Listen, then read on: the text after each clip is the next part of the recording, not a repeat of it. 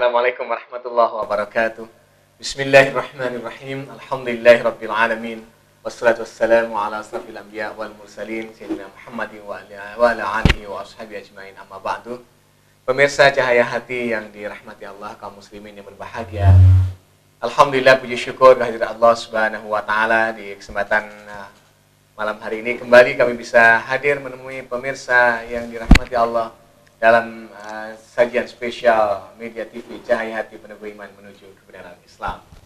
Dan alhamdulillah telah hadir bersama saya di studio narasumber kita Kiai Haji Drs. Abdul Hamid Hasbullah. Beliau adalah pengasuh Pondok Pesantren Al-Azhar Mufti Sari Jember. Saya sapa dulu beliau. Assalamualaikum. Waalaikumsalam warahmatullahi wabarakatuh. Gimana kabarnya? Alhamdulillah dalam keadaan sehat wal afiah. Semoga para pemirsa dan juga kaum muslimin, saudara-saudara kita yang setia mengikuti acara ini diberi sehat, diberi ma'unah oleh Allah. Mungkin ada saudara yang masih pesakit, mudah-mudahan disembuhkan dan sabar, dan juga sehat ini mudah-mudahan kita manfaatkan untuk kesyukuran kepada Allah, untuk thalabul ilm seperti yang kita laksanakan pada season ini, dan juga kita gunakan untuk ibadah dan amal soleh sehingga mutu hidup ini benar-benar berharga dan tidak rugi. Amin ya rabbal alamin. Amin ya rabbal alamin. Baik pemirsa Cahaya Hati yang dirahmati Allah, dan insyaallah topik kita kali ini masih bab niat juga. Masih bab niat ya, tentang bab niat dan dari kajian kitab Riyadhus Shalihin insyaallah. Dan nanti seperti biasa pemirsa di rumah bisa bergabung bersama kami melalui pesawat telepon di 342 3938, dan seperti biasa juga bisa SMS di 0852 3552 8704. Baik, kita simak terlebih dahulu pemaparan narasumber kita Kiai Haji Drs. Abdul Hamid Hasbullah masih tentang bab niat, hadis-hadis yang terkumpul dalam bab niat. Dipersilakan. Terima kasih. Assalamualaikum warahmatullahi wabarakatuh. Bismillahirrahmanirrahim. Innal hamdalillah nahmaduhu wa nasta'inuhu wa nastaghfiruh wa natubu ilaihi wa na'udzu billahi min syururi anfusina wa min sayyiati a'malina. May yahdihillahu fala mudilla lahu wa may yudlil fala hadiyalah. Asyhadu an la ilaha illallah wahdahu la syarika lah wa asyhadu anna sayyidina Muhammadan abduhu wa rasuluh. Allahumma salli ala sayyidina wa syafi'ina wa qurrati a'yunina wa maulana Muhammadin sallallahu alaihi wasallam wa ala alihi wa sahabatihi wa atba'ihi wa ansarihi wa sallim tasliman katsira. Subhanaka la ilma lana illa ma 'allamtana innaka antal alimul hakim. Rabbi shrah li sadri wa yassir li amri wa hlul 'uqdatam min lisani yafqahu qawli. Rabbana iftah bainana wa baina qaumina bil haqq wa anta khairul fatin. Amma ba'd. Para pemirsa yang saya muliakan, sebelum saya menjelaskan kandungan daripada sabda baginda Rasul sallallahu alaihi wasallam, saya akan membacakan matan hadis ini, redaksi hadis ini secara sempurna. Mungkin ada di antara para pemirsa yang juga pegang kitab di rumah, sehingga mungkin bisa sambil ngaji coro pondoan itu Mas Arif ya. Sebab ketika di Akbar juga ada yang begitu Pak. Ya, sebagai Mas Arif juga. Ya, baiklah saya baca al-hadis al-tsani asyar yang ke-12. An Abi Abdurrahman Abdullah bin Umar Ibn al-Khattab radhiyallahu an. Hadis ini diriwayatkan dari sahabat Abi Abdurrahman yang namanya beliau adalah Abdullah Ibn Umar, jadi putra Sidina Umar.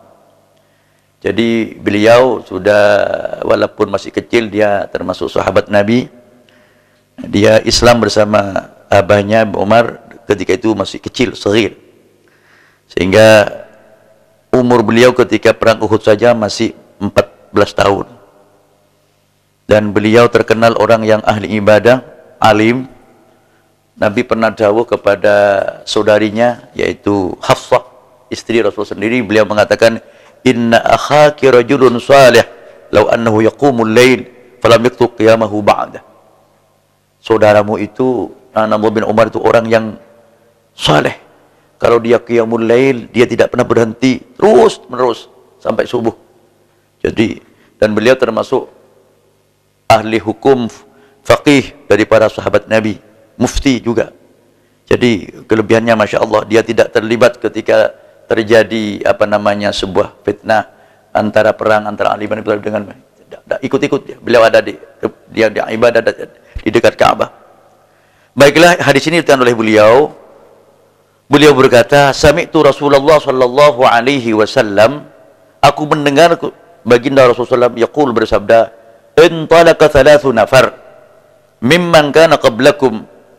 Jadi Nabi ini bercerita, dan tolong digarisbawahi, cerita Nabi tidak sama dengan cerita-cerita di komik, Mas Arif. Tidak sama. Ini cerita benar. Ini adalah apa yang keluar dari mulut mulia beliau adalah hadis wahyu. Ma yantiqu anil hawa in huwa illa wahyuha. Itu firman Allah. Rasulullah tidak berbicara dari hawa nafsunya, tapi berbicara itu dari Allah Subhanahu wa taala, artinya wahyu. Intalaqa thalathu nafar, berangkat ada 3 orang. Mimman kana qablakum, dari umat yang sebelum kalian. Jadi Nabi bercerita tentang orang terdahulu. Mimman qablakum, di zaman. Kemudian 3 orang itu dalam perjalanannya sampai awahul mabit ila ghar, sehingga terjebak bermalam dalam sebuah gua. Jadi berjalan sampai ke hutan, sampai tempat gua. Fadakhaluhu, kemudian 3 orang itu masuk ke gua itu. Ketika masuk, fankhadarat sakhrah, kemudian jatuhlah batu yang gede minal jabal, dari gunung, fasaddat alaihil ghar, sehingga batu sing gede itu, yang besar itu, menutupi lubang daripada gua itu. Moro-moro dukur batu besar sehingga tidak bisa keluar, tertutup. Faqalu, maka mereka berkata, bersepakat, innahu la yunjikum min hadhihi sahra illa an tad'allaha ta'ala bi sahli amalikum. Kata mereka, ini tidak akan bisa keluar, tidak akan bisa selamat dari jebakan batu gede ini, kecuali kita bersama ini berdoa kepada Allah dengan kebaikan amal yang pernah kita perbuat. Apa di antara kita? Kan 3 orang itu. Faqala rajulun minhum, salah satu dari mereka berdoa ini, pertama amal, Allahumma kana li abawan syaikhan. Ya Tuhan, saya punya kedua orang tua yang sudah sepuh, kabiran. Wa kuntu la aghbu qablahuma ahlan wala mala, dan aku punya kebiasaan berbakti kepada kedua orang tua yang sudah sepuh itu, tidak memberi minum kepada keluarga saya, anak saya, dan juga khaddam saya, kecuali aku beri minum dulu beliau. Masya Allah. Fana abi talabus syajar yauman, suatu ketika saya mencari kayu suatu hari, dan saya tidak falab urih alaihi mahatta nama, saya tidak kembali sehingga beliau tidur nyenyak kedua orang tuanya. Kemudian ketika itu fahalabtu lahu maghbuqahuma, kemudian aku memeras susu untuk kedua orang tua saya. Fawajadtuhuma naimain, aku mendapatkan orang tua dalam keadaan tidur nyenyak. Fakaritu an uqihuma, dan aku tidak suka, dan saya tidak mau untuk membangunkan beliau, dia nyenyak, biar beliau benar-benar puas dalam tidurnya. Wa an aubiqa qablahuma ahlan, dan aku tidak beri minum. Anakku, istriku minta minum, ocok. Orang tuaku si enak tidur. Tunggu orang tua saya, Masya Allah. Falabithtu, kemudian aku tinggal diam. Ketika itu walqathu ala yadai, sedangkan gelas yang sudah disediakan hasil perasan susu itu, antadhiru, saya tunggu bangunnya kedua orang tua. Tidak saya bangunkan sampai dia bangun sendiri. Hatta barakal fajar, sehingga terbit fajar. Wasabiyya, sedangkan anak-anakku yang kecil ya tagagau, minta-minta minum, mereka menangis di depan saya. Wahai bapak, saya haus, kenapa kok dibiarkan? Tunggu dulu, ini bapak ibu saya masih tidur, katanya. Fastaiqadha fasyariba, kemudian bangun kedua orang tuaku, kemudian dia minum. Masya Allah.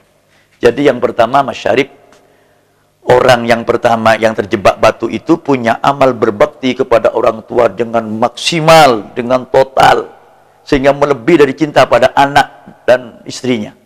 Coba bayangkan, sebab walaupun anaknya nangis minta minum tidak dikasihkan. Itu amalnya. Ya Allah, kami pernah berbakti kepada orang tua.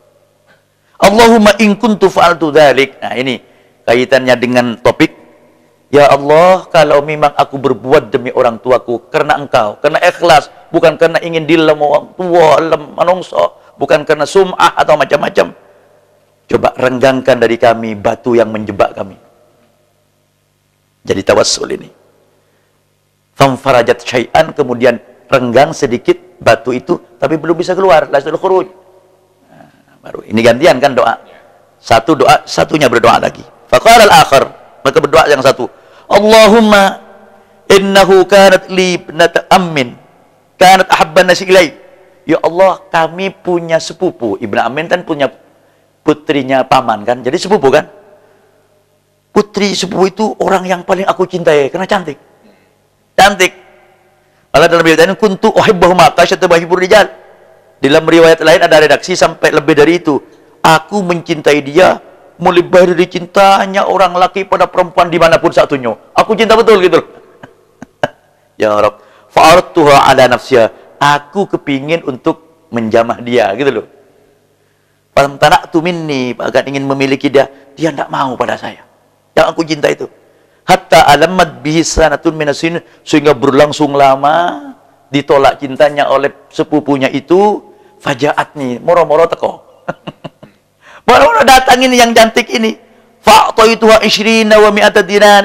Aku beri ini yang aku cintai sepupu ini 20 wa 100 dinar, 120 dinar. Tujuannya ala antukhalliya bini, supaya dia berdua-duaan dengan saya. Antukhalliya, saya beri. Fafa'alat, mau. Oh, ini rezeki gitu. Fafa'alat. Ketika dia berduaan hatta idza qadartu 'alaiha, ini yang penting ini. Ketika aku sudah mampu untuk menjamah dia, mau berzina. Ini. Falamma qatu, sampai dalam riwayat lain, falamma qatu baina rijlaiha. Coba bayangkan, ketika aku duduk di antara kedua kakinya, berarti sudah mau zina. Sudah mau zina ini rijlaiha, coba. Qalat, perempuan itu berkata, ittaqillah, takwalah kamu kepada Allah, la tafuddalah khatam illa bihaqi. Coba jangan dijebol keperawanan saya kecuali dengan haknya, kecuali dikawin dengan kawin yang benar, katanya. Mungkin dia hidayah Allah datang. Kemudian setelah diingatkan ittaqillah, langsung fansaraftu anha, langsung berpaling. Oh, Masya Allah. Astagfirullahaladzim. Coba bayangkan, suasana genting dua-duaan dengan orang yang paling dicintai. Coba. Siapa yang mampu ini? Itu. Wahi ahabbun nas, sedangkan dia paling aku cintai. Kemudian watartu dzahab, dan aku tinggalkan apa yang aku beri sekian dinar itu. Biarkan sudah sedekah buat dia, saya sudah tidak berpaling. Tak mau saya. Ya Allah, berdoa, kalau kami berbuat itu menjauhi laranganmu yang di saat yang aku genting, yang sangat kan hanya yang ketiga hanya Allah kan, atau setan kan begitu. Kalau itu ikhlas karena Engkau ya Allah, tolong dengan amal kami, kemampuan kami menahan nafsu ini, ikhlas karena Engkau, karena demi ridhomu, tolong ya Allah, kami tawassul dengan amal, renggangkan batu ini dari jebakan. Bergeser sedikit, tapi belum juga keluar sebab lotok gede. Itulah. Kemudian yang ketiga sekarang. Yang ketiga. Dan 3 orang Mas Arif. Waqala fal yang ketiga, Allahumma inni istajartu ujara. Ya Allah, kami seorang bos mengupah para kuli-kuli saya, katanya. Wa a'taitum ajrum ghaira rajulin wahid, dan aku berikan bayarannya semua pada pegawaiku, hanya satu yang tidak aku beri, katanya. Farakalladzi lahu wadhab, dia meninggalkan kami, kemudian dia pergi, tapi aku kembangkan bayar dia. Aku kembangkan, saya belikan kambing, unta, hatta qadat minhu, sehingga banyak. Suatu ketika datang yang kuli yang tidak dibayar itu. Faqala, ya Abdullah, wahai hamba Allah, addi lah, coba bayar. Saya pernah kerja ke sampean belum dibayar, mana bayarku? Apa katanya si bos itu? Fakultu lu, kullu ma tara min ajrin ibil baqar wal qanam warraqiq la. Semua ini semua sawah gini kabeh itu pun pinjek sampean. Lah jangan ngijek, mosok bayarku sebanyak itu, katanya. Padahal betul. bayaran dia dikembangkan, dibelikan kambing semua, itu semua milik kamu. Apa dia Allah tahtazi, jangan kau ngijek saya kena orang enggak punya. Bukan, bener loh. Fakultu la astaibu, aku tidak ngijek kamu. Fa akhadahu kullahu fastaqa falam yatu. Kemudian diambil semua oleh orang itu dan betapa gembiranya. Kemudian berdoa, ya Allah, kalau kami pernah membahagiakan orang bersedekah sebanyak itu, ikhlas karena Engkau ya Allah. Kami mohon dengan amal ini batu yang menjebak kami bertiga renggangkan. Nah, renggang dan bisa keluar semuanya. Inilah masyarakat. Hadis ini muttafaqun alaih. Jadi jelaskan riwayat daripada hadis ini, pertama yang perlu kita garis bawahi bahwa orang itu disunatkan berdoa ketika genting. Jadi ketika genting, kadang-kadang orang ketika persoalan genting, angin besar, hanya jerit-jerit, oh ya apa? Itu baca, suruh azan, istighfar, macam-macam. Ya. Atau ke dalam keadaan kita sedang dizalimi orang, itu kita berdoa tawassul, ya Allah, kami pernah ingat amal-amalnya kami, amal-amal yang pernah diperbuat. Ini pertama. Kemudian yang kedua adalah tawassul. Nah, ini Mas Syarif yang menarik. Tawassul ini adalah menjadikan perantara amal atau bukan amal orang ataupun dalam rangka mendekat kepada Allah Subhanahu wa taala. Dan ini dalam perbincangan, maaf, di hari-hari ini jangan ramai dengan banyaknya paham-paham yang baru, aliran-aliran, ya maaf, aliran ya semi khawarij yang minimalis, yang sedikit-sedikit ini syirik, ini kafir, ini bid'ah, orang ke kuburan, orang tawassul, baca sholawat, bijai, ini syirik. Nah, ini coba renungkan hadis ini kan tawassul ini. Ini tawassul, menjadikan amal yang dilakukan untuk dijadikan pendorong. Dan di Quran jelaskan, wahai orang yang wabtaghu ilaihil wasilah, carilah pendekatan Allah dengan perantara apa yang mampu, tapi wasilah yang dibenarkan oleh syariat. Banyak ini contoh-contohnya seperti ini. Tawassul ini kan begini Mas Syarif ya. Ada definisi termasuk dari Syekh Taqiyuddin As-Subki mengatakan bahwa tawassul itu adalah talabu husuli manfa'ah atau indifa'i madarrah minallahi subhanahu wa ta'ala bidzikri ismi nabiyyin awwaliyin ikraman lil mutawassili bih. Itu ada di kitab Syekh Al-Abdari, bahwa tawassul itu memohon datangnya manfaat dari Allah atau terhindarnya dari bahaya, tapi dengan cara menyebut kekasih Allah, menyebut Nabi, menyebut orang wali, ya Allah bijahi Nabi sallallahu alaihi wasallam, ya Rabbi bil Mustafa balik. Itu kan bijahi itu. Tak, bukan minta pada Nabi, kepada Allah. Hanya menyebut kekasih Allah. Kenapa? Ikraman, memuliakan orang yang ditawassuli ini. Karena Allah memberikan kedudukan yang begitu tinggi pada Rasulullah, pada orang-orang yang dekat pada Allah Subhanahu wa taala. Kita saja kalau mau ke gubernur pakai masa langsung Mas Arif. Mas Arif tidak tahu, saya tidak tahu, Mas Arif tidak tahu Habib Hasbullah, ya lewat asistennya, lewat wakil gubernurnya, sama dengan begitu, karena dia punya posisi. Sebetulnya tidak ada beda dengan kita sekarang tiap hari pakai tawassul semua. Orang mau berobat, coba tawassulnya lewat bodrek, lewat insulin, yang kencing manis, macam-macam. Apakah kita meyakini bahwa insulin yang menghidupkan kita? Tidak kan? Sama. Jadi jangan kemudian ngobrol syirik kepada orang tanpa dasar. Sebab mensyirikkan orang tidak terbukti kesyirikannya, itu balik nang awake dhewe. Ini kemudian yang berikutnya adalah hadis ini punya sebuah kesimpulan bahwa ini fadilahnya berbakti pada orang tua. Ini tolong terutama zaman yang sudah akhir, kita ini dididik oleh media macam-macam. Jadi lingkungan kita tidak sama dengan zaman dahulu. Lingkungan kita sudah media. Ya alhamdulillah media TV ini kan nyiarkan ngaji, alhamdulillah gitu. Tapi ya saya minta tolong yang kalau di lain waktu yang katuan pendek ojo ditampilkan itu. maaf ya. Lena, ini kan sebab apa? Lingkungan kita ya ini. Jadi masyarakat sekarang masyarakat TV sudah. Siapa yang tidak punya TV, Mas Syarif? Semiskin apapun sekarang punya TV. Apapun dia tukang becak TV-nya ada warna-warna. Lingkungan orang tuanya tidak ada. Jadi kita dididik, itulah guru kita setiap hari. Loh, kalau mereka kan, maaf, mereka kan filosofinya kapitalis ya. Pokoknya ditonton orang, pokoknya oleh hasil akeh, ya sudah, tidak mikir apa yang ditontonkan pada orang ngerusak moral, tidak mikir sudah. Ini yang paling bahaya. Nah, apa yang terjadi sekarang? Berapa banyak anak yang berani pada orang tua? Karena gaya hidupnya niru TV. Coba orang bisa biarin weh, apa cara? Kata-kata bayangkan orang Geladak Pakem bilang biarin. Bukan orang Jakarta itu biarin. Ini hak saya, jangan mengikuti. Siapa yang ditiru? Karena dia nonton, niru. Proyektif stage. Jadi ketika melihat objek mau ditiru, oh begini, ini yang maju, ini yang maju. Oleh karena itu saya peringatkan pada diri saya sendiri dan kepada semua mungkin saudara-saudara remaja yang punya orang tua, tolong kunci surgamu di orang tua itu. Coba bayangkan doa orang yang bakti orang tua, mandinya sampai bisa batu bisa bergeser, coba. Oleh karena itu saya sampaikan, ini sudah mau ujian kan Pak? Mau ujian kan? Tolong. Ya, pertama yang meminta donga adalah orang tua, gurunya diminta. Saya bersyukur sekarang ada budaya istighatsah di mana-mana.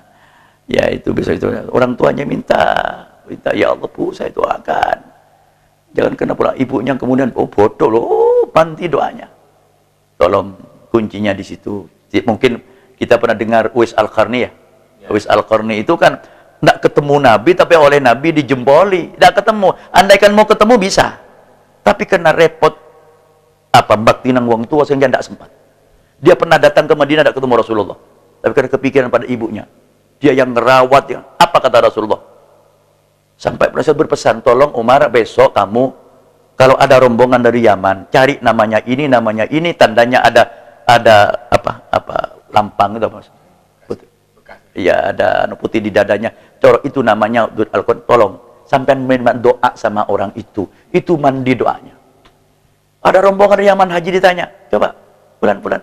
Ternyata yang namanya Uwais Al-Qarni itu jaga ini, pas diperintah untuk jaga unta yang dikendara itu. So, dianggap bukan orang jembel, dikira tidak punya pangkat di sisi Allah. Coba, loh, karena Uwaisnya di situ. Mosok Omar Khalifah mau datang ke Uwais yang jembel itu, datang minta, Uwais, saya minta doa kepada kamu, tolong mudah-mudahan saya diampuni oleh Allah. Ini pesan Nabi. Coba bayangkan. Kok tidak kewali? Apa tidak? Tidak, ini pesan Nabi. Tapi karena tahu dia punya pangkat seperti itu, dia terus beralih. Biar tidak tampak nang menongso bahwa dirinya gitu loh. Sampai ditawari oleh Sayyidina Umar. Kalau kamu ingin, mau kemana setelah ini? Karena ketahuan bahwa ini orang yang mandi doanya, dia tidak ingin bersama pulang. Akhirnya dia mau ke Kufah, ke Basrah. Bilang, kamu kalau ke Basrah di situ wilayah kami. Tolong saya mau minta tempat, minta fasilitas apa, tinggal saya bicara sama gubernur. Jangan, tidak usah. Enggak, boten. Tidak mau. Ternyata apa? Dia ternyata meninggalnya itu ajib.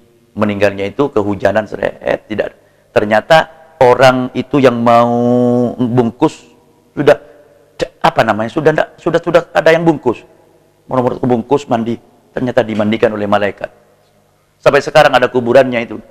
Itu karena bakti pada orang tua. Tolong satu kali lagi. Nah, tolong, inilah ajaran Islam dalam Al-Quran, perintah setelah menyembah Allah, bakti orang tua, wabil walidain. Itu yang kedua. Kemudian yang ketiga, yang keberapa nih? Keempat ya. Al-haddu al-afaf al-muharramat. Himbauan orang bertahan kepada maksiat, terutama ketika dia punya kesempatan, kemampuan untuk bermaksiat. Ada orang tidak bermaksiat karena tak punya kesempatan. Tidak ada kesempatan. Ya. Orang biasa beli main togel, sudah kadung biasa. Dia tidak beli karena punya duit. Ya dia punya penghasilan sedikit. Kumat mana? Orang yang punya kemampuan, orang yang punya kesiapan mental ketika dalam keadaan kritis mau bermaksiat, dia tidak ini. Makanya kata Rasulullah, jangan dekat-dekat ke tempat maksiat katanya. Khawatir jatuh ke dalam, jangan pinggir-pinggir jurang. Oleh karena itu, kita lebih baik menjauh saja. La taqrabuz zina. Jangan dekat-dekat, apalagi dekat saja jangan. Inilah. Kemudian yang berikutnya, keutamaan apa namanya menunaikan janji, membayar itu, dan keutamaan loman al-jud. Oh ini penting terutama di akhir zaman. Tapi tolong lomannya jangan dihubungkan dengan kepentingan politik. Apalagi sekarang ya. Loman mau pemilu lomannya. Ya ini ya Allah. Ini ya. Kemudian yang kelima apa namanya? Keenam ya. Apa mandinya doa orang yang menghadap kepada Allah dengan ikhlas. Nah ini terutama dalam keadaan genting syada'id. Terutama hal itu manakala orang itu sudah punya tabungan amal. Dia kan sudah bertabungan amal bakti orang tua. Satunya adalah dia pernah kuat. Jadi begini Mas Syarif, ini bisa ditawassul. Umpama Syarif ada sebuah umpama mendoakan anak untuk lulus atau maaf pas istrinya sakit, dan pernah saya amalkan Mas Syarif. Iya, iya. Saya ketika ada keluarga yang sakit, istri sakit, yang gitu, saya doa semua, saya niru ini, ya Allah Gusti. Tapi tidak saya sebutkan, saya benar begini, ya Allah, kalau ikhlas karena ya Allah, tolong sembuhkan istri kami, ya Allah, bisa gitu. Ini itu namanya tawassul bi salihil a'mal. Jadi tawassul itu macam-macam, ada tawassul dengan amal, ada tawassul dengan orang, ada tawassul baik orang ketika hidup atau setelah mati. Sebab ada yang tidak mau tawassul kalau udah ketika hidup, tidak apa-apa, minta doa kiai, tolong doakan, itu tawassul waktu hidup. Ada yang tidak mau setelah mati, padahal contohnya banyak. Coba di zaman Sayyidina Umar ada seorang Bilal bin Harith kalau tidak keliru, itu datang ke kuburan Nabi, ya Allah, sekarang umatnya mau hancur ya Rasulullah, tidak hujan, tolong istasqi katanya. Itu sudah meninggal Nabi. Terus ada orang yang kakinya lumpuh, datang kepada Abdullah bin Umar, ya apa? Umar, saya kaki lumpuh. Apa? Coba sampean berdoa dengan menyebut orang yang sampean cintai. Apa? Ya Muhammad waras. Coba. Ini kan tawassul. Bukan minta pada Muhammad, tapi menyebut orang yang dicintai Allah karena menghormat, mohonnya tetap pada Allah Subhanahu wa taala. Ini Mas Syarif mungkin ya. Baik pemirsa yang dirahmati Allah, inilah kisah tiga orang yang terjebak di dalam goa, ya, yang sebenarnya inti pelajarannya adalah bertawassul atas amal-amal solehnya gitu. Sebenarnya kalau dikaitkan dengan judul oleh Imam Nawawi itu kaitannya dengan keikhlasan orang bertiga di dalam beramal. Jadi dia ibaratnya apa ya, mempertaruhkan, ya Allah, kalau bang ikhlas, nah ini mahallu syaitannya. Jadi stressingnya di situ. Kalau ikhlas, nah, berarti kalau umpamanya tidak nyambung, tidak ikhlas gitu. Ikhlas, ya. Jadi amal-amal yang ikhlas hanya karena Allah. Karena Allah, iya betul. Iya. Bagi dikabulkannya doa-doa kita ya, dan harapan-harapan kita oleh Allah Subhanahu wa taala. Kemudian tadi juga hadis ini mengajarkan kepada kita bagaimana kita harus berbakti kepada orang tua.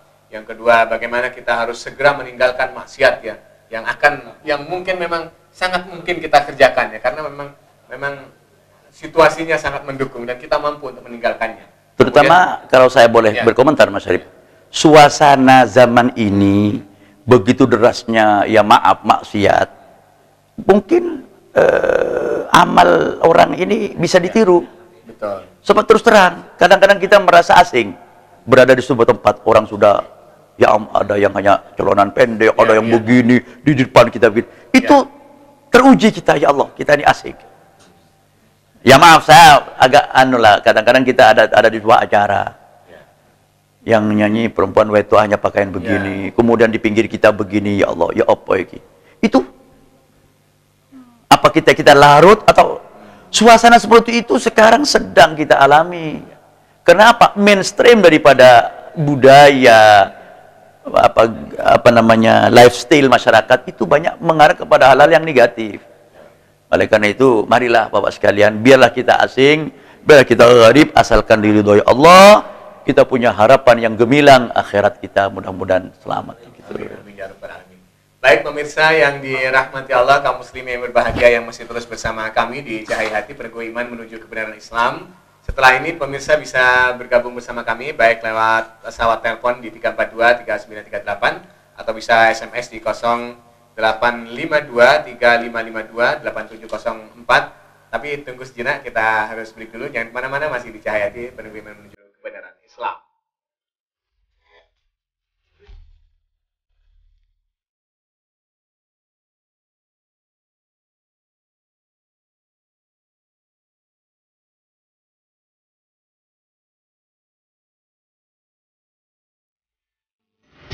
bagi sebagian orang di hari-hari ke depan dan di tahun-tahun ke depan ini adalah hari-hari dan tahun-tahun yang penuh dengan permasalahan dan penuh dengan ketekanan-tekanan kehidupan, sehingga menjadikan mereka membuat hidup ini menjadi tertekan sekali. Bagi sebagian orang lagi, hari-hari ke depan dan tahun-tahun ke depan ini adalah hari-hari yang penuh dengan peluang dan tantangan, sehingga membuat mereka menjadi orang-orang yang tertantang.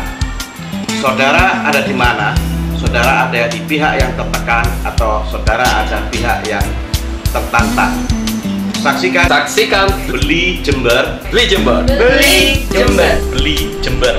Kalau pahit Bersama saya Abdul Susanto, hanya di Studio 2 Media TV. Media TV. House Musik. Saksikan Beli Jember. Beli Jember.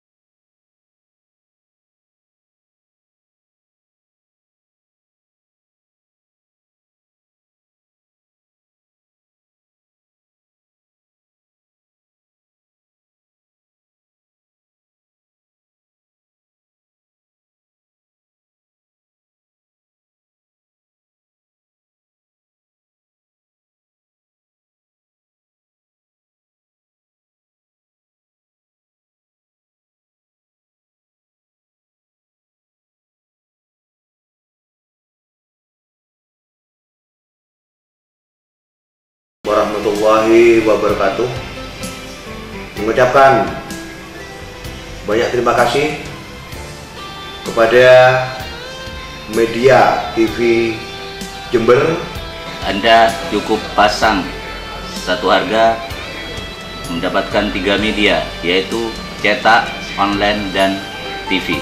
Terbit 16 halaman yang isinya kriminal, hukum, politik, pemerintahan, dan bisnis.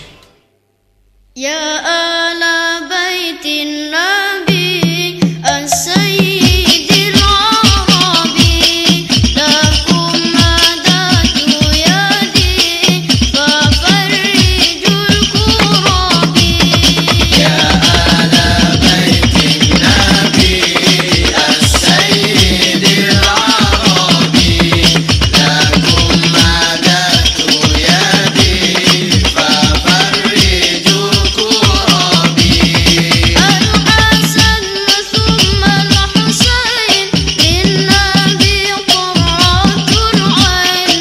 Al-Hasan thumma al-Husain lin-nabi qurratul ain. Nuruhum kal-kawkabain kullu man sallu alaihi. Ya ala baitin nabi as-sayyidil arabi lakum madatu yadi fafarrijul kurabi. Kullu man salla alaihi salawatullahi alaihi. Kullu man salla alaihi salawatullahi alaihi.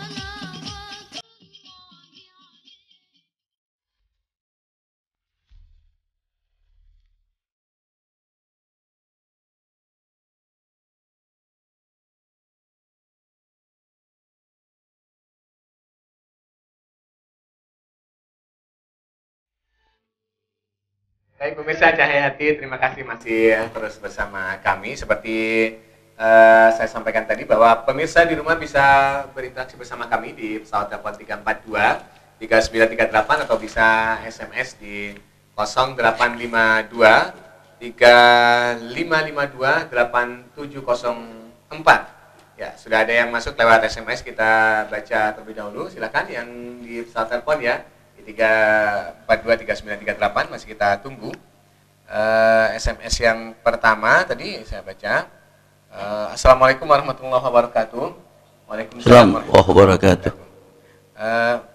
Ada yang masuk lewat telepon ya. Baik, kita terima dulu yang masuk di jalur telepon ya 3423938. Halo, assalamualaikum. Waalaikumsalam warahmatullahi. Halo, assalamualaikum. Waalaikumsalam warahmatullahi. Waalaikumsalam. kecil, kurang besar ya. Nah, kita masih belum bisa terima suaranya, tapi kayaknya sudah bisa bergabung bersama kami. Halo Ibu. Dari Ibu Cahaya Hati. Hotin Muktisari. Ada keras. Kita belum bisa dengar suaranya ya. Iya. Nah, gangguan teknis kayaknya. Nah, halo Ibu. Halo.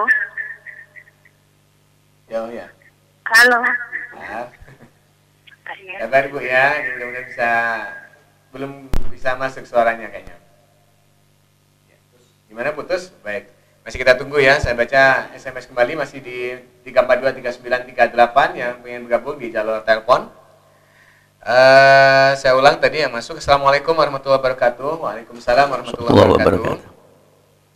Bagaimana kalau kita diam sampai 3 hari pada suami dan saya komunikasi lewat SMS karena suami kurang perhatian. Bagaimana Pak Ustadz? Apakah saya dianggap istri yang durhaka kepada suami? Dan kebaikan apa yang harus saya lakukan? Mohon penjelasan.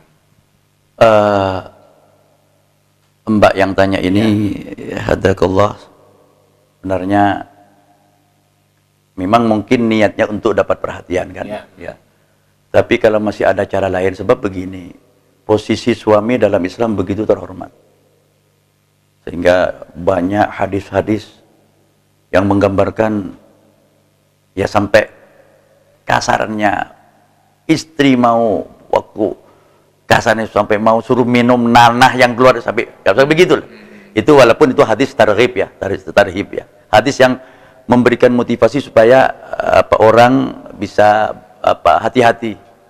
Tapi begitu tinggi memang anunya. Makanya dalam Al-Qur'an Allah dawuh bahwa mitsaqan ghalidha, gimana itu? Bahwa orang perempuan sudah wa akhadna minkum mitsaqan ghalidha.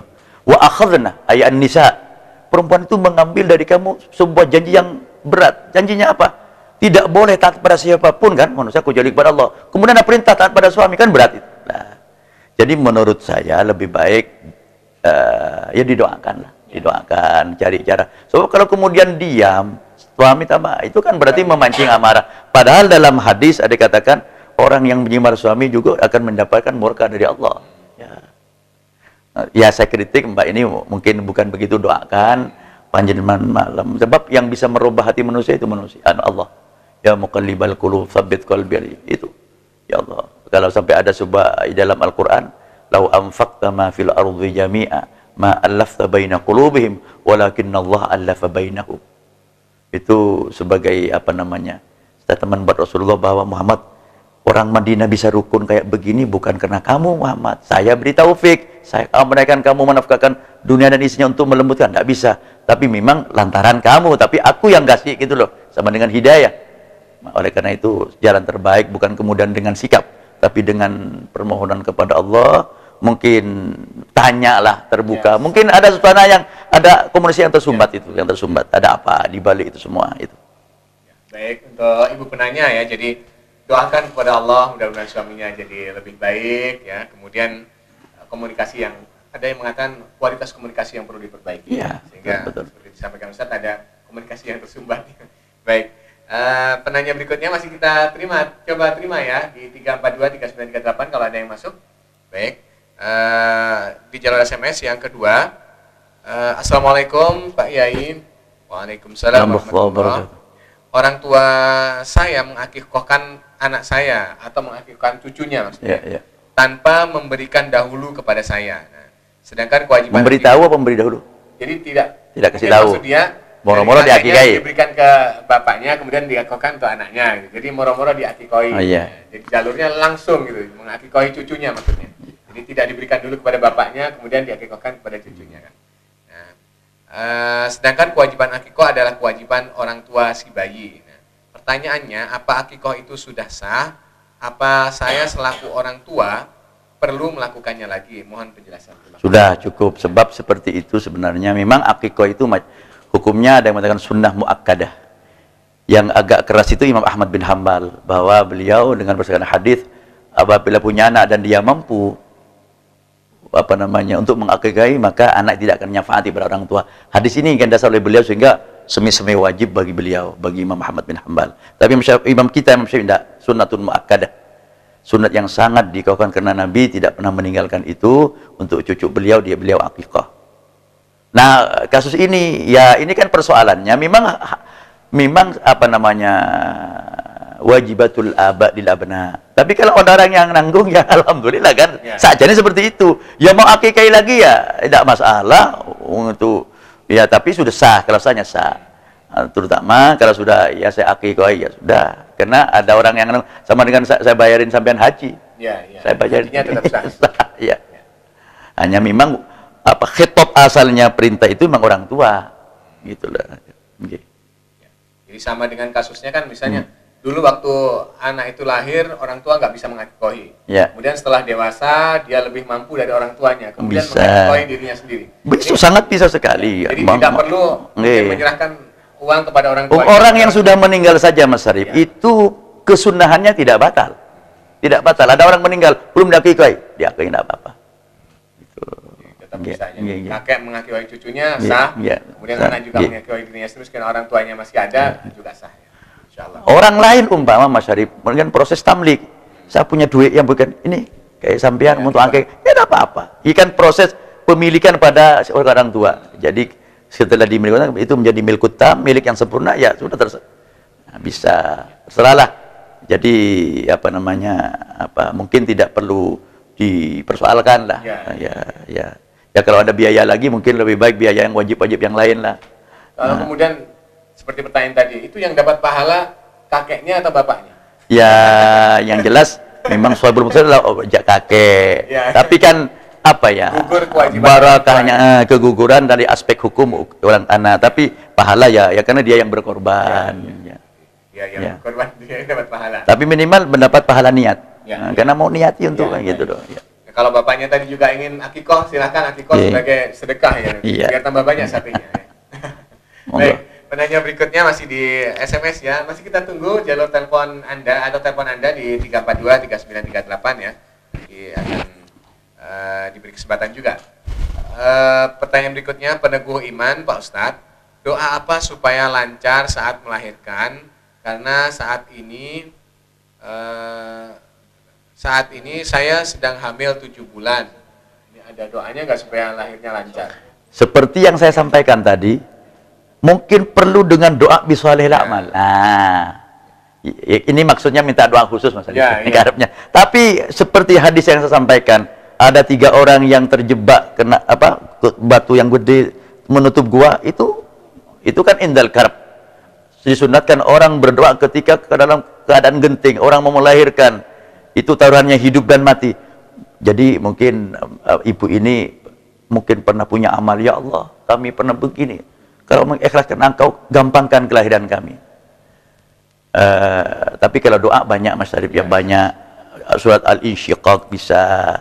Banyaklah untuk Malah yang mengatakan surat At-Talaq juga. Ini tafaul karena para ulama. Kemudian ada ini koyok tukang ini saya. Bukan doa. Baik. Ukhruj ayyuhal maulud. Ya, Pak. Kita coba terima telepon dulu ya. Nanti kita lanjutkan yang ini. Di 342. Oh putus, baik. Kurang nanti. Iya, dilanjutkan. Doa untuk ada melahirkan tadi. Ukhruj ayyuhal maulud. Ya Allah rupa. Hannah binti Maryam. Hannah waladat Maryam. Maryam waladat Isa. Ukhruj ayyuhal maulud bi'idzni rabbikal ma'bud. Jadi ini Siti Hannah melahirkan Maryam. Maryam Isa. Keluarlah wahai anak di dalam ini dengan izinnya Allah yang disembah. Ada macam-macam Mas Syarif ya doanya. Ya yang paling gampang Allahumma yassir wa la tu'assir itu. Ya Allah itu doanya Mbah Khalil Bangkalan. Ya Allah gampangkanlah, ya Allah jangan kau sulitkan, sudah. Mungkin banyak sedekah. Tapi ada resep yang begitu, ojo wani nang bojo. Ojo banyak baju. Iya. 342 3938 saya diterima. Assalamualaikum. Waalaikumsalam warahmatullahi wabarakatuh. Assalamualaikum. Enggak terganggu ya. Waalaikumsalam warahmatullahi wabarakatuh. Ya, koneksi kita yang nggak masuk nih. Masih dicoba diperbaiki. 342 3938. bisa ya, belum bisa, itu putus. Baik, kita lanjutkan masih di SMS ya. Jadi tadi yang terakhir Ustaz, asir wala tu asir. Yassir. Oh, yassir wala. Gampangkan, walatan jangan kau sulitkan. Oh, iya. Yassir. Salah satunya walatan. banyak Ya. Ibu ya. Ya. Saya kira memang yang Kalau yang agak lengkap ada kok ya ke rumah Mas Arif. ya ya. Ada lengkap ya. Ya Allah, Allah maj'al ma fi batni saya tidak hafal. Ya, baik. Karena nggak pernah melahirkan Ustaz. Oh iya. Dan yang Baik, ya. kita coba terima di 342 3938. Halo, Assalamualaikum. Halo, Assalamualaikum. Waalaikumsalam. Belum bisa masuk ya. Ingin mau bertanya pada Pak Kiai Hamid Abdullah. Ya, baik. Yang nggak bisa masuk bisa SMS saja ya di 0852 3552 di 8704 ya. Kita lanjutkan, masih dicoba untuk koneksinya ya, untuk jalur telepon kita. Mau tanya Pak Kiai, apa artinya Syarif Hidayatullah? Syarif itu kan orang yang dimuliakan, mulia atau bermakna masyhur bisa syarif mulia. Hidayatullah, hidayat Allah. Itu kan namanya ya sunan yang mana? Ya, Sunan Yang agak di Cirebon. ya Syarif Hidayatullah. Syarif Hidayatullah. Kalau saya Syarif Husain. Ya, baik, hampir mirip nih ya. Di penanya berikutnya ya. Di Peneguh Iman, Assalamualaikum Pak Kiai. Waalaikumsalam ya. Bagaimana hukumnya menjalankan sholat berbarengan dengan adzan? Jadi pada waktu adzan dia sholat. Ini duluan mana pertanyaannya? Duluan mana, adzan dulu atau sholat dulu ya? Ini. Kalau sudah adzan kan memang tidak boleh sholat. Oh iya, ia menjawab adzan, menjawab adzan. Kalau kemudian ketika sholat kan yang terjadi kan begini kadang Mas Arif. Ada orang yang adzannya agak lambat. Mungkin karena sibuk atau gimana. Ada yang memang karena masjid banyak adzan berulang-ulang. Nah, itu gimana? Di dalam menjawab saja, kalau sudah jawab satu, yang kedua sudah bukan jawab persilahkan. Tapi kan kadang-kadang banyak Mas Arif, sehingga itu juga tidak salah, tidak dosa gitu loh. Tidak wajib menjawab. Nah, kalau ketika adzan sudah mau takbir Allahu Akbar ya jangan duduk. Tunggu sekali ya. Tapi kalau kemudian dia sudah sholat, tapi itu mau adzan, ya teruskan sholatnya. Ya. Kalau misalnya kasusnya begini Ustaz, itu kalau kita berbarengan di masjid, kalau yang di rumah, misalnya karena buru-buru mendengar adzan, ini sudah masuk waktu sholat, misalnya seorang wanita kan nggak wajib ke masjid, ya. Gimana? Bisa nggak langsung sholat atau nunggu adzan selesai? Adzan selesai dulu, adzan. Sebab urusan adzan satu ibadah mustaqillah, ada ibadah khusus kan, dia menjawab pahala, ya sholat lain itu loh. Jadi fadilatu, makanya begini Mas Arif, ada sebuah, walaupun hadisnya diperdebatkan oleh para ahli hadis, orang yang biasa tidak jawab adzan dia khawatirkan kalau mati suul khatimah. Diceluk, tidak jawab gitu loh itu. Sudah nggak jawab, nggak mau datang lagi. Baik, kita persilakan masih ya di 342, gimana sudah bisa? Ini rekan-rekan teknis masih mencoba memperbaiki ya. Ada yang masuk lagi nih di 342 3938 masih ditunggu ya. Assalamualaikum warahmatullahi wabarakatuh. Waalaikumsalam warahmatullahi wabarakatuh. Pak Ustadz mau tanya, apa benar kalau setan atau jin itu takut sama tulang babi? Di dalam masyarakat memang ada keyakinan. Saya tidak begitu paham betul. Tulang babi ditaruh di rumah biasanya untuk menjaga supaya nggak dikena santet misalnya. Ya Allah alam, saya tidak paham, yang jelas tidak ada yang ya mungkin sepanjang tidak ada riwayat, apalagi babi, menurut saya babi ini najis, kalau menurut saya justru kebalik, podo setan nih. Nah, justru mengundang. Saya kira jangan itulah, baca ayat kursi yang banyak, kemudian ini jangan mendatangkan hal-hal yang mendatangkan setan, itu menurut saya begitu. Sudahlah, banyak ayat kursi lebih ampuh ayat Allah. Baca ayat kursi yang banyak, baca Al-Ma'udhitain, Al-Ikhlas, kemudian Al-Falaq dan An-Nas, daripada jadi tulang babi. Ya. Saya justru rasio saja sudah tidak connect. Kenapa? Babi najis. Setan. Podo setan nih najis kok. Ndak cerano, ya maaf saya ndak maaf ya saya. Kalau mari kita kembali kepada ajaran. Kalau masih ada riwayat umpama pengalaman ulama, mungkin baik suatu contoh ketika masalah Sayyidina Abdullah bin Umar itu karena anaknya tidak selalu menangis atau gimana, ya. Kemudian suruh baca ayat kursi tidak bisa, kemudian dituliskan ayat kursi, dikalungkan, tidak apa-apa, itu ada. Jadi riwayat seperti itu ada. Baik, kita coba di 342 3938. Halo, assalamualaikum. Halo, assalamualaikum. Waalaikumsalam. Putus lagi ya. Iya, ini dari Jember, Pak. Jadi tetap bisa ya, itu istilahnya doa yang ditulis kalau nggak salah. Iya, itu banyak riwayat begitu. Ya, karena putrinya tidak bisa baca karena masih kecil. Iya. Selagi itu asma Allah. Pertanyaan berikutnya masih di jalur SMS ya. Assalamualaikum warahmatullahi wabarakatuh. Maaf Pak Kiai, mau tanya, kitab yang dibaca itu apa? Oh, kitab betul. Yang dibaca, kitab yang saya baca ini namanya kitab Riyadhus Shalihin. Ya. Riyadhus Shalihin ini kitab yang sangat standar sekali, dikarang, ditulis, dikumpulkan oleh Imam An-Nawawi Syarafuddin. Kalau nama lengkapnya adalah Imam Al-Allamah Muhyiddin Abu Zakaria Yahya bin Syaraf An-Nawawi. Ini ulama terkenal. Ya maaf kalau boleh saya agak sedikit ini semua mau karena hadisnya sahih. Yang anti tahlil mau juga sama ini, sama maunya ini. Jadi makanya saya baca kitab ini. Hadisnya sahih semua. Imam Nawawi itu Masya Allah. Pakar hadis, ya pakar tafsir, ya pakar, Masya Allah, banyak karangannya. Nyarai kita Muslim itu. Syarahnya Muslim beliau yang kenal. Jadi ini hadis dan isinya lengkap sekali. Urusan moral, urusan begini, Masya Allah, ya hukum ada. Dan diawali oleh ayat-ayat Al-Quran terlebih dahulu. Al-Quran baru kemudian hadis dan per bab yang kita baca masih bab ikhlas itu.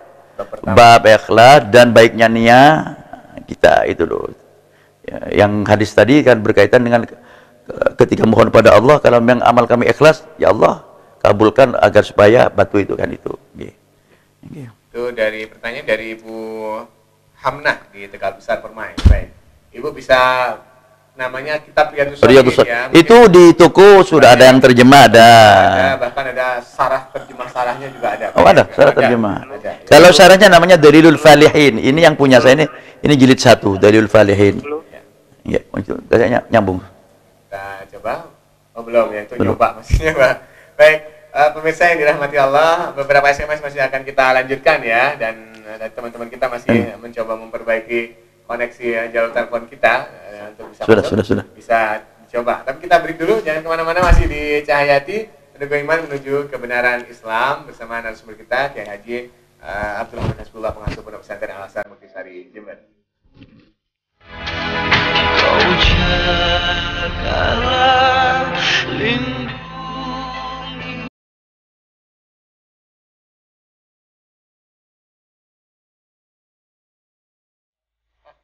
Apa nih singkat-singkat Mas?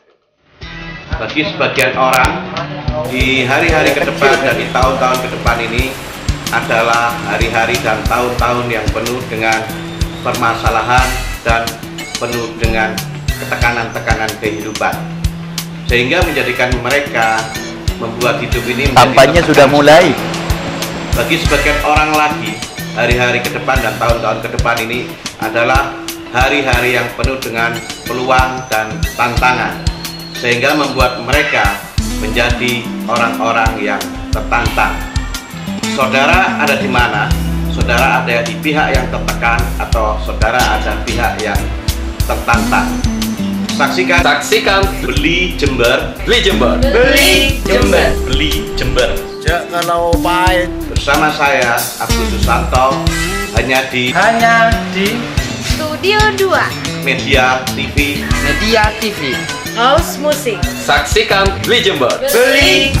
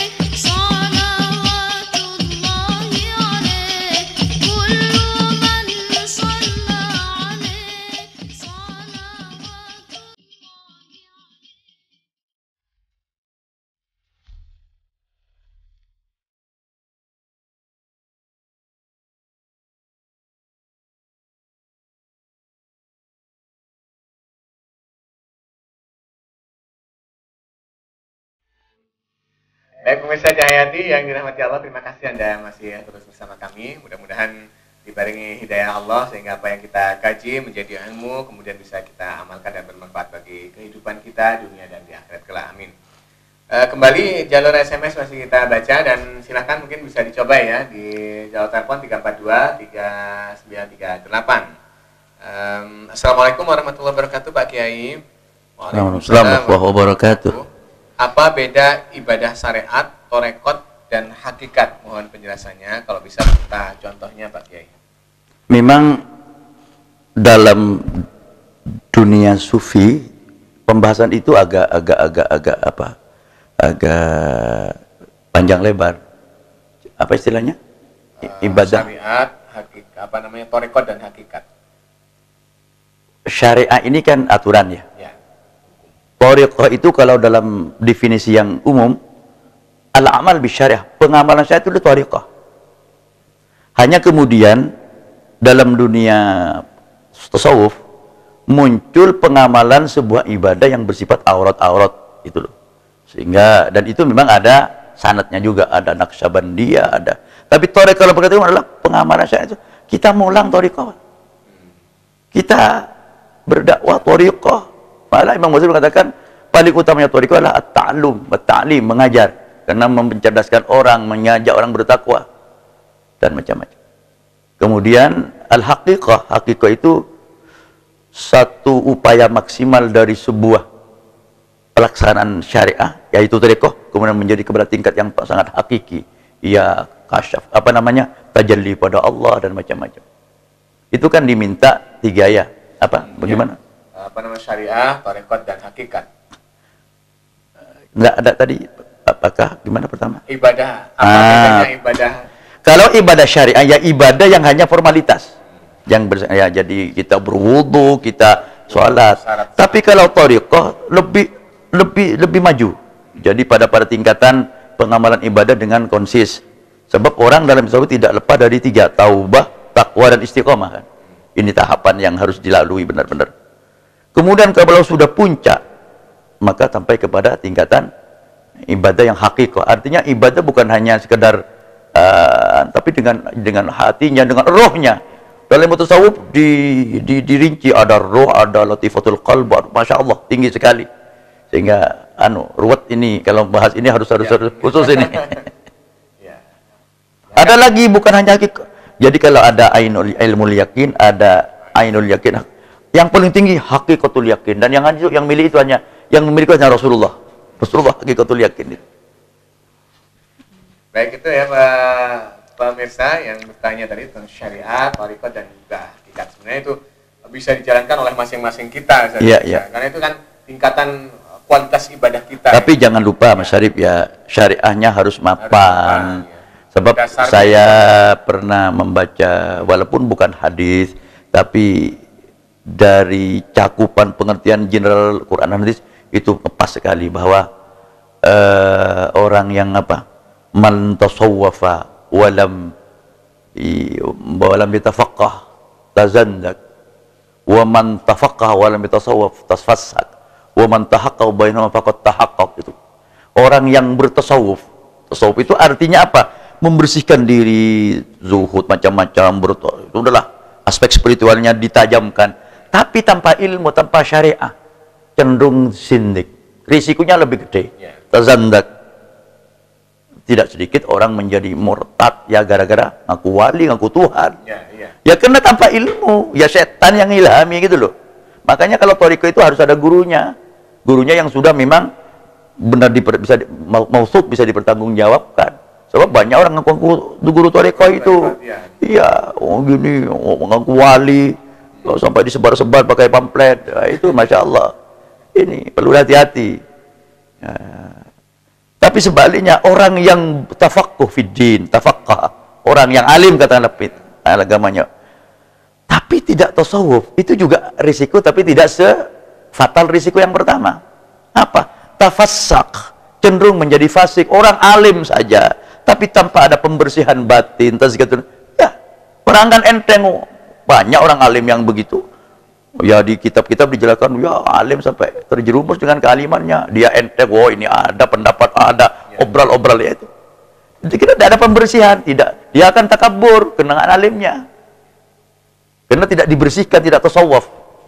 Tapi yang benar, yang sampai hakikat, hakul yakin, hakikat, yaitu wa man tahaqqaqa bainahuma, orang yang tahakkuk sungguh-sungguh dalam dua hal, syariahnya bagus, alim tafaqquh fiddinnya oke, kemudian tasawufnya oke. Oh, ini yang ya itulah yang sampai kepada puncak yang kekasih Allah, waliullah, macam-macam itu. Baik, gimana kita coba di jalur telepon, bisa masuk? Belum ya, betul. Baik, kita baca penanya berikutnya di jalur SMS ya. Assalamualaikum Pak Ustadz. Assalamualaikum. Oh, ada yang masuk di 342-3938. Halo, Assalamualaikum. Halo, Assalamualaikum. Waalaikumsalam Ustadz. Assalamualaikum warahmatullahi wabarakatuh. Baru nyambung. Cahaya hati Bapak? Ya, Peneguh Iman ya. Dari Bapak siapa, di mana? Pak Sariman dari Baratan ini. Pak Sariman di Baratan. Silakan pertanyaannya Pak Sariman. Assalamualaikum Pak Kiai. Assalamualaikum warahmatullahi wabarakatuh. Saya ingin nanya, satu tempo saya undangan di satu tempat khataman Al-Quran, duhur masuk di masjid, teman saya itu azan langsung pujian. Terus ada takbirnya bilang, tak boleh mengerapkan suara di dalam masjid. Nah, seperti apa suara itu yang tidak boleh di dalam masjid? Mungkin kita aja Pak Yai. Assalamualaikum warahmatullahi wabarakatuh. Waalaikumsalam warahmatullahi wabarakatuh. Ini pas saya punya kitabnya. Ya. Itu memang ya maaf, kembali kepada memang sekarang lagi marak-maraknya gerakan masif ini. Perlu hati-hati juga. Sedikit-sedikit bid'ah, jahr bid'ah. Pokoknya tidak ono zaman Kanjeng Nabi itu bid'ah. Itu kalau memang mau konsekuen bisa senjata makan Tuhan. Bisa senjata makan Tuhan. Kalau memang konsis, semua yang tidak ada di zaman Nabi. Pernah saya jelaskan di minggu ya. Di sabtu yang lalu. Coba, dia kalau mau haji gimana? Mau pakai apa? Apa mau pakai unta? Banyak di zaman Nabi. Jadi dia pakai telepon, dia pakai di zaman Nabi tidak ada. Dan kemudian orang itu bilang, ini bid'ah dunyawiyah Kiai. Apa ada hadisnya? Dia kan sedih-sedih hadis. Apa ada hadisnya Nabi membagi ada bid'ah dunyawiyah dan bid'ah ukhrawiyah? Tidak ada. Berarti super bid'ah itu. Bikin sendiri kok. Lah harus teliti. Nah, makanya ketika berarti masalah dzikir bil jahr. Memang ada zikir jahri, ada zikir khafi. Itu tergantung. Kalau zikir jahri itu bisa berpengaruh kepada yang lain khusyuk, lebih baik jahri. Kalau jahri mengganggu hatinya tidak khusyuk, lebih baik khafi. Jadi kondisional. Yang catatannya kalau di masjid, Pak dengan catatan tidak mengganggu orang yang sholat. Tashwish dalam Kalau belum, kalau sekiranya dengan menyebut itu kemudian orang semangat ibadah, orang yang sudah justru bagus. Jadi ya jangan kemudian divonis begitu. Memang langsung bilang jangan bikin gaduh di masjid latar fa aswatakum macam-macam sudah. Itu kan lihat dulu konteksnya apa. Itu kan maksudnya manggil-manggil Nabi dengan tidak sopan, yang jangan keras-keras itu. Jadi sering salah pasang dalil. Satu contoh ketika mensyirikan orang yang tawassul, itu dalilnya orang kafir yang periode Nabi itu yang pakai berhala, disamakan sama dengan kita mau ibarat pil bodrek untuk sakit perut. Kan tidak cocok ini. Memang ada al-ibratu bi khus, ibarat lafal itu kan umumnya lafal, tapi tidak seperti itu. Kalau memang itu berkaitan dengan hukum tidak bisa diterapkan begitu saja. Nah, itulah. Jadi tidak benar, lihat dulu konteksnya. Kalau memang bacaan keras boleh sebenarnya, asalkan tidak mengganggu orang yang sholat. Dan juga apalagi dalam adat sudah menjadi sebuah kebiasaan yang maklum, umpama menjadi tendengarnya orang, oh ini sudah habis ini biasanya kalau sudah sholawatan mau subuh, dan itu jadi tenger. Terus ada kemudian ini biasanya kalau sallallahu ini habis ini sudah qomat, ayo cepat-cepat.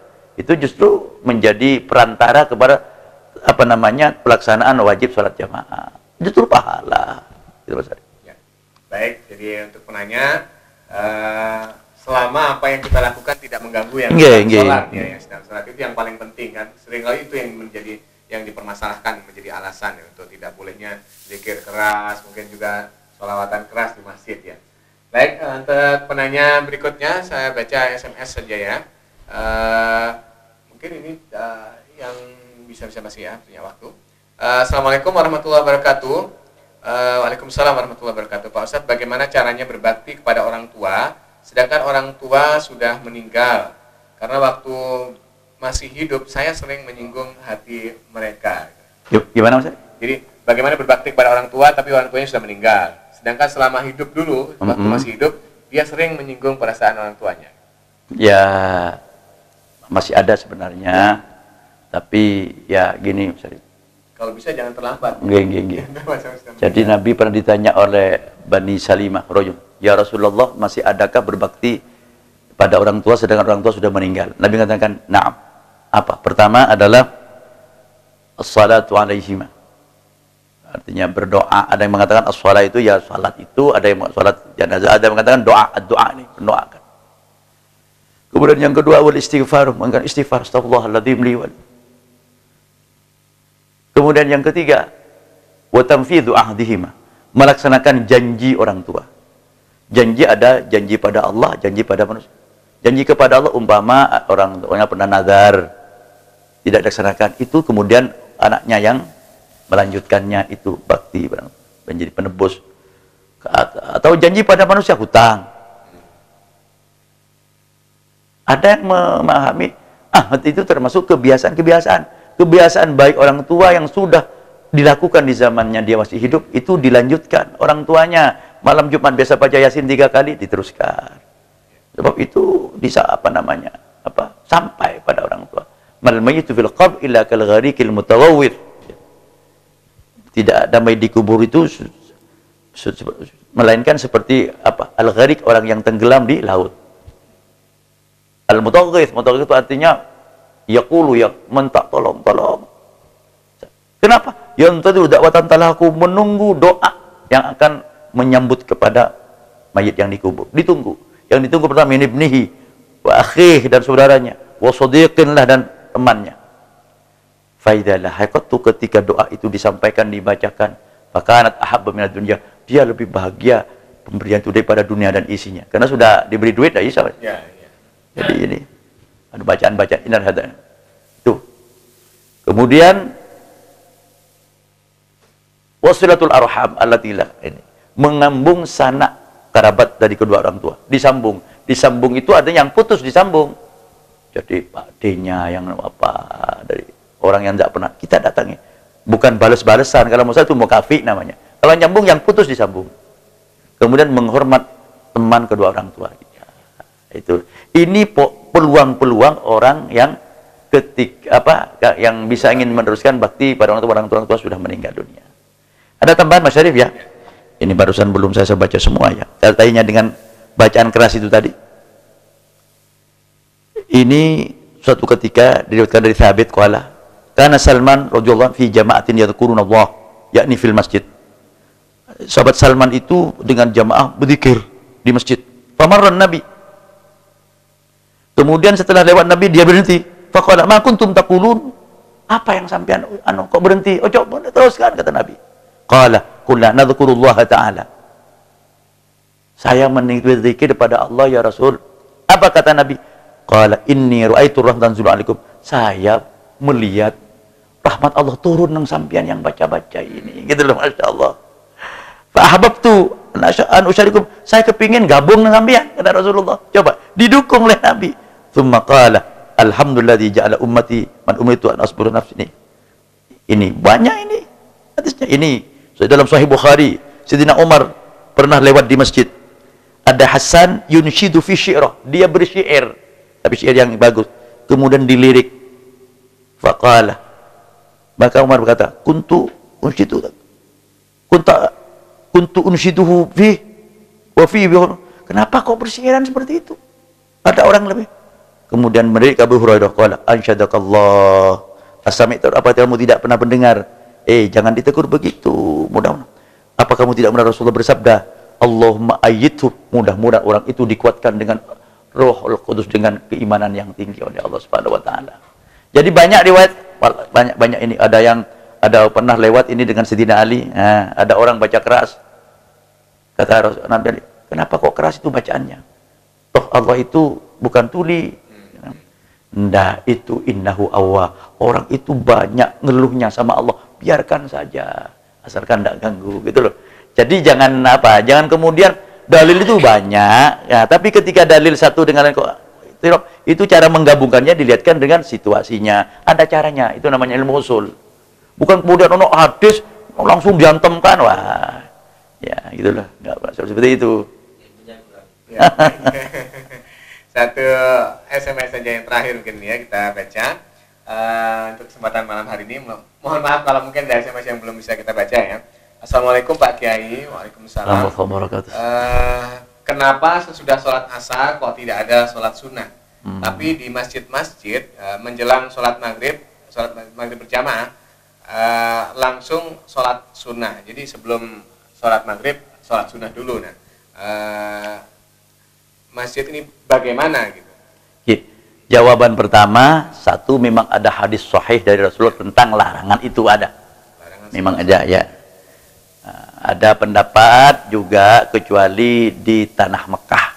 Itu Syafi'iyah yang punya pendapat seperti itu. Karena kiasnya kepada tawaf. Kenapa tawaf kok boleh kapan saja gitu loh. Tapi yang lain tidak mau. Itu khusus tanah Mekah. Kemudian yang kedua adalah kecuali sholat yang punya sebab, baik sebab mutaqaddim maupun sebab yang sedang terjadi. Kalau sebab mutaqaddim itu seperti qadha, orang sholat asar mau qadha karena sebabnya sudah terdahulu, sebabnya tidak sholat itu loh. Atau sedang terjadi, ada jenazah, ada begini itu. Selain, tapi ada Mas Syarif di dalam hadis qadha'i sholat sunnah asar setelah asar, ada di Sahih Bukhari itu. Tapi apa tidak diamalkan oleh sahabat-sahabat? Ada. Nabi pernah seperti itu. Karena saking begitu besarnya pahala sholat sunnah. Qadha sunnah. Baik. Lah kalau sebelum maghrib memang ada. Di kitab Bidayah kalau tidak salah ada rakaatani khafifatan. Ada rakaat yang ringan sebelum maghrib salat dengan catatan maghribnya tidak akhir. Ya, tidak akhir. Ya, ada memang. Tapi di dalam kitab itu dikatakan tidak muakkadah. Tidak muakkad itu artinya jarang oleh Nabi dilakukan, kadang-kadang ya, dan tidak itu muakkadah. Jadi kalau jarang, tidak selamanya. Sholat maghrib memang ada. Kitab tidak muakkadah. Ini kan itu sama-sama setelah asar, tapi kan sudah masuk maghrib. Oh. Banyak kalau alasan filosofinya banyak itu kan khawatir tasyabbuh dengan orang yang nyembah matahari. Apa orang apa yang menyembah matahari itu ya? Apa? Lupa saya agamanya, lupa apa, Zoroaster lah. Ya, ada di zaman jahiliyah itu. Jadi ketika matahari terbit sembahyang nih. Ketika sedang dia teman-teman ada sampai begitu. Okay. Tapi kalau alasan yang paling pas adalah karena sudah nas dari Rasulullah. Baik. Ternyata ada SMS, mohon maaf ya ini ada yang telepon. Satu SMS tadi sudah saya bilang terakhir, tapi ini mudah-mudahan yang terakhir beneran ya. Karena terakhir untuk hari ini nih ada yang kirim terakhir. Assalamualaikum Pak Kiai. Kalau minta rezeki memakai benda-benda yang mempunyai kekuatan gaib, benda-benda yang mempunyai kekuatan gaib, apakah itu termasuk syirik dari hamba Allah? Ini benda apa yang punya kekuatan? Sekarang gaib? Begini, apa keris atau gitu tak? Misalnya mungkin keris macam itu. Bila kalau kemudian meyakini bahwa keris yang kasih rezeki ya tidak boleh syirik. Syirik. Tapi dari segi akal gimana Cak? Apa yang dimaksud keris ini karena punya magnet apa kemudian menjadi mahal sehingga dapat rezeki banyak, itu tidak masalah. Kan bukan minta doa namanya, karena memang harganya mahal. Iya. Ya, tapi kalau minta kadang-kadang kan menjadi perantara. Ada orang yang menyimpan barang-barang seperti itu karena ngerejeken misalnya. Bisa nggak? Termasuk syirik nggak? Saya sejak mempunyai benda ini, misalnya keris ini, apa usaha dagang saya menjadi lancar misalnya? Sepanjang yang saya baca, urusan barokah rezeki tidak dengan cara lewat begitu. Tapi kalau lewat tawasul dengan para nabi, dengan para orang saleh. Tapi kalau dengan benda, Apalagi benda-benda yang maaf kadang-kadang ada unsur sinkritisme lah, itu yang juga tipis perbedaannya. Sebab khawatir terjebak pada kekuatan, jangan kemudian karena ini punya bakhis kemudian rezeki datang itu. Kalau saya, anjuran saya lebih baik dijauhi, dihindari.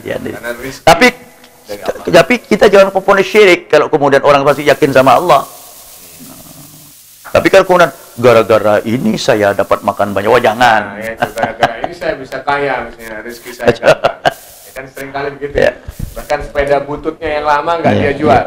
Karena merasa sepeda ini yang ngerjain kalau dijual misalnya. Tapi keyakinan bahwa Allah akan memberikan sesuatu kepada makhluknya baik yang hidup itu jaiz Allah Ta'ala. Mungkin ini diberi cincinnya Mas Arif ini diberi Allah kuasa. Tapi jangan kemudian cincin ini yang bisa beri manfaat pada kita, itu yang harus dijaga gitu. Baik pemirsa yang dirahmati Allah, itulah jawaban yang diberikan oleh narasumber kita, termasuk kita telah ngaji tadi dengan satu hadis yang luar biasa ya, yang menjadi landasan bagi kalau boleh ditambah Mas Arif ya. Saya ada buku-buku masalah tabarruk itu. Di zaman Nabi ada baju Rasulullah dicelupkan untuk obat. Nah, itu ada, begitu ada, enggak apa-apa. Tapi kalau kayaknya dengan rezeki ini yang saya belum jadi gitulah, tidak ada. Penutup nggih. Jadi begini para Bapak sekalian, tadi hadis telah dibaca. Ada 3 hal yang sangat penting. Pertama, bakti pada orang tua. Tolong di zaman yang sudah akhir, yang sudah moralitas anak-anak kita sudah niru gaya-gaya luar. Tolong kembali kepada khitoh kita orang Islam. Jaga, mari didik anak kita, dididik, dikenalkan dengan orang saleh, biar tidak berguru sama layar kaca terus ya, sama Mbah Google dan semacamnya. Iya, itu yang terakhir kan Mbah Google sekarang. Kemudian yang kedua, mari jauhi maksiat. Khususnya di saat-saat genting. Yang terakhir adalah itu loman. Dan itu dengan satu prinsip dasar adalah ikhlas karena Allah Subhanahu wa taala. Mudah-mudahan ikhlas yang menjadi perbuatan hati yang sangat sulit ini Allah merezekikan kepada kita sehingga kita menjadi orang mukhlisin, dan pada akhirnya kita akan mendapatkan ridha Allah. Amin ya rabbal alamin. Mungkin cukup sekian. Bismillahirrahmanirrahim. Alhamdulillahirabbil alamin. Wassalatu wassalamu ala asyrafil anbiya wal mursalin. Ya Allah, ya Rabbal Alamin, kami tidak punya ilmu sedikit pun ya Allah. Ilmu yang kami dapatkan hanya secuil dari lautan ilmu yang tak terhingga milik Engkau ya Allah. Ya Allah, jadikanlah ilmu yang sedikit ini menjadi ilmu yang bermanfaat. Ya Allah, jadikanlah semua yang kami sampaikan dan yang didengarkan oleh pemirsa menjadi tawassul, mohon kepada Engkau akan kebaikan kami dan keluarga kami ya Allah. Ya Allah, ya Allah. Ya Allah, didiklah kami dan anak-anak kami. Jadikanlah anak kami anak yang berakhlak mulia ya Allah. Jadikanlah anak kami anak yang ketika mendengar seruan-Mu untuk ibadah, dia tergetar dan bergegas untuk sembahyang ya Allah. Jadikanlah anak kami sopan, dan anak kami jauh dari pekerjaan yang mengundang murka-Mu ya Allah. Jauhkan dari narkotika, jauhkan dari mabuk, jauhkan dari zina, pergaulan bebas, wanita wong tua, berakhlak jelek di tengah masyarakat ya Allah. Mereka adalah mutiara-mutiara kami yang akan nyafaati kami ya Allah. Ya Allah, kalau kami pada waktunya akan menghadap Engkau ya Allah, pada waktunya kami ketika nazak sakaratul maut yang pasti kami alami ya Allah, kami mohon Gusti, mohon dengan rahmah-Mu, dengan bijudika wa karamik ya Allah, getarkan lidah dan mungkin basahkan bibir kami dengan hati yang ikhlas untuk mengucapkan kalimat la ilaha illallah. Kalimah niki Gusti singgola arep-arep ya Allah, bila kami husnul khatimah. Kalau kami terlebih dahulu mendahului mereka, kami titip panjenengan ya Allah, titip ya Allah, anta hasbuna wa wakiluna, kami titip Gusti, jadikan anak kami selalu menjaga imannya, jaga sehingga kami Kau kumpulkan bersama anak kami dan orang tuanya bersama Nabi Muhammad sallallahu alaihi wasallam birahmatika ya Allah. Jadikanlah ilmu manfaat barakah ya Allah, jadikanlah ini dakwah yang menyebar ke umat Islam sehingga menjadi tabungan amal kami di akhirat. Rabbana taqabbal. Alhamdulillah rabbil alamin. Al-Fatihah. Shiratal ladzina an'amta 'alaihim ghairil maghdubi 'alaihim waladdallin. Amin. Pemirsa Cahayati yang dirahmati Allah, demikian perjumpaan kita di kesempatan malam hari ini di Cahayati Peneguh Iman menuju kebenaran Islam. Dan insya Allah kami akan kembali setiap hari di minggu depan ya, di hari Minggu yang setiap jam 19.30 waktu Indonesia bagian Barat. Sekali terima kasih, semoga Allah merahmati kita, memberi hidayah kepada kita sehingga kita selalu berada di dalam kebenaran Islam. Amin. Amin. Akhirul kalam, assalamualaikum warahmatullahi Wabarakatuh.